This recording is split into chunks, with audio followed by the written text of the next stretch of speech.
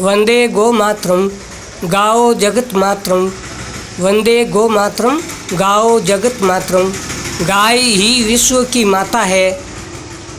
अब कलयुग का समय चल रहा है। कलयुग में हर इंसान दुखी हो चुका है, हर इंसान दुखी हो चुका है। बार बार ज्योतिषियों से सवाल करते हैं, बच्चों का विवाह नहीं हो रहा है। दूसरा सवाल करते हैं धंधे का, व्यापार धंधा नहीं। और तीसरा शरीर रोग पीड़ा, घर में रोग पीड़ा। कोई भी प्रश्न का जवाब हो, गौ माता दुख पीड़ा दूर कर देती है। लेकिन सब लोग गौ माता से दूर रहते हैं, सब लोग गौ माता से दूर रहते हैं। 10, 20, 50 रुपए का घास डालने से कोई पीड़ाएं दूर नहीं होती है। घर में गौ माता हो या गौ माता नहीं हो तो गौ माता का हिस्सा निकालो, और वो गौ माता का हिस्सा किसको दो? गौ पालन कर्ताओं को दो, जो गौ का पालन करते हैं।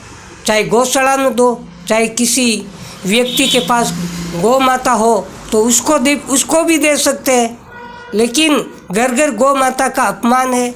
घर घर अपनी आय का 10वां भाग गौ माता के नहीं निकालते, कोई नहीं निकालते 10वां भाग। हमारे वेद पुराणों में कम से कम ये बात बताई गई है कि गौ माता की सेवा ही सर्वोपरि है।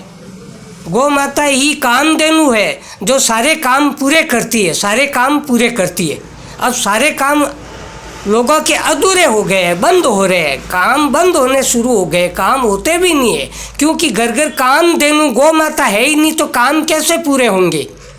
इसलिए अपनी आय से कम 10वां भाग, 10वां हिस्सा गाय माता के लिए निकालना चाहिए, तभी आपके काम पूरे होंगे। कामधेनु इसलिए कहते हैं कि हमारे काम पूरे हो। कामधेनु वरदान देती है, सब कामों को पूरा करने के लिए कामधेनु वरदान देती है, वरदान देती है। कोई सेवा करता है तो, कोई अगर गाय की सेवा भली भांति प्रेम से करता हो तो सारे काम पूरे होते हैं।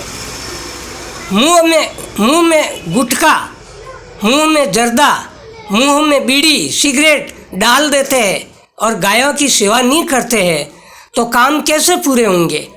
सारा पैसा तो नशे पते में जा रहा है। 10वां भाग गाय माता के लिए निकालो, तभी आपकी इच्छाएं पूरी होगी।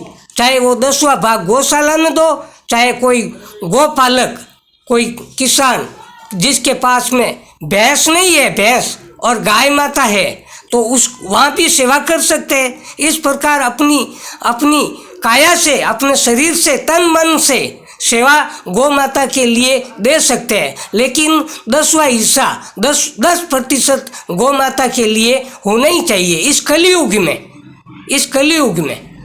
अगर 10वां भाग नहीं है तो 5वां भाग तो होना ही चाहिए, कम से कम 5% तो होना ही चाहिए। तभी आपकी दुख पीड़ाएं गौ माता दूर कर देगी। कामधेनु गौ माता काम पूरे करेगी, ये पक्की बात है। झूठ नहीं बोलता हूँ, सच बोलता हूँ, झूठ नहीं बोलता हूँ। मैंने खुद ने आजमाइश की है। जय गौ माता, जय गौ माता। वंदे गो मातरम, वंदे गो मातरम।